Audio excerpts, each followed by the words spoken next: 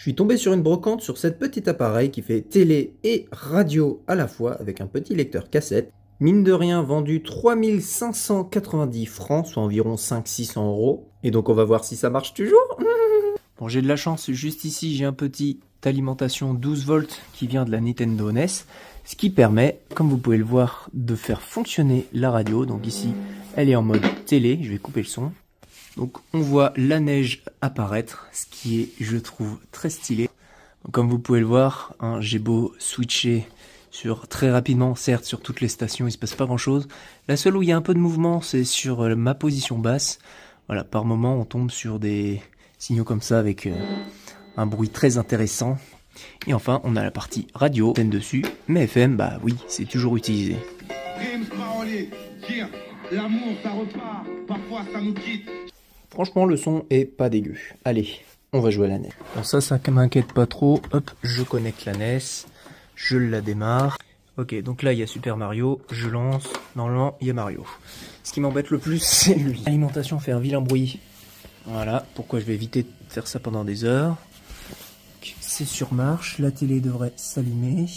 Ah putain elle est allumée. C'est juste que le jeu essaie de charger je pense. Yay! Oh trop bien! Par contre, il est très mal chargé, mais... Non? Oh, pourquoi il charge bizarrement le jeu? Non, je peux pas lancer. Hein. Non, je ne peux pas lancer. Ça ne change rien. Alors, est-ce que j'ai des couleurs? Oh, trop bien. Bon. Du coup, c'est complètement pété. Je sais pas si c'est ma cartouche ou quoi. Ok. Reset. D'accord. Yes! Trop bien! Oh, trop bien! Oh, yes! Ça fait vraiment un sale bruit, hein. Oh là, oh là. Oh là, oh là, oh là, oh là, oh là. Je perds la télé. Non!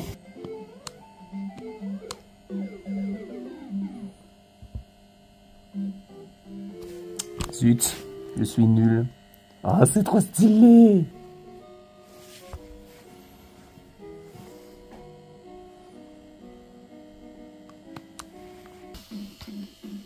Bon, par contre, j'avoue que ce vieux bruit électrique, je kiffe pas des masses.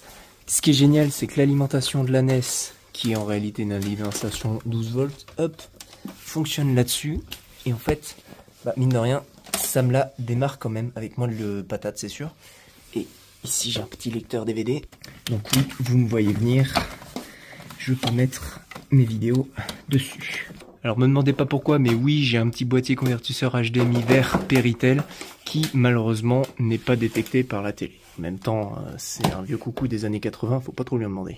Donc, normalement, ça marche. Yay! Alors, j'ai fait des tests tout à l'heure, j'ai pas la couleur, mais mine de rien, c'est classe!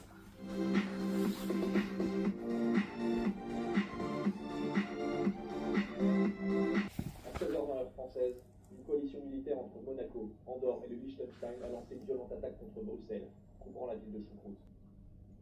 Oh, c'est stylé. Bon allez, assez fait mémuse. Ah, c'est stylé aussi la manière dont ça s'éteint. Ah, c'est stylé. J'aime bien. Bon et donc oui, c'est ce que je disais aussi, c'est que là, hop, ici il y a radio.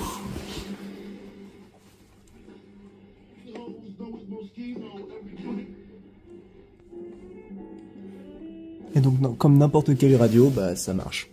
Pas trop mal. Seule chose un peu con, hop, si je me mets en mode cassette, eh bien, quand on regarde à l'intérieur, oula, attends, si on regarde à l'intérieur, il doit y avoir l'une des deux courroies d'entraînement qui est secouée, parce que... Eh bien, franchement, c'est 15 €. Je suis content de les avoir dépensés. On va faire un petit tour. Donc déjà à l'avant on retrouve station télé qui permet de changer juste ici les différentes stations télé. Bon aujourd'hui c'est 3 canaux qui sont absolument plus utilisés.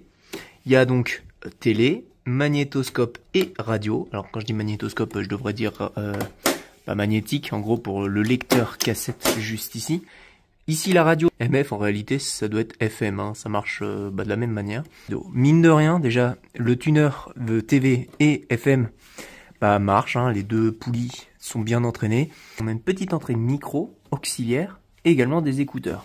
Sur la partie alimentation, on est quand même pas mal non plus fourni, avec une entrée alimentation standard.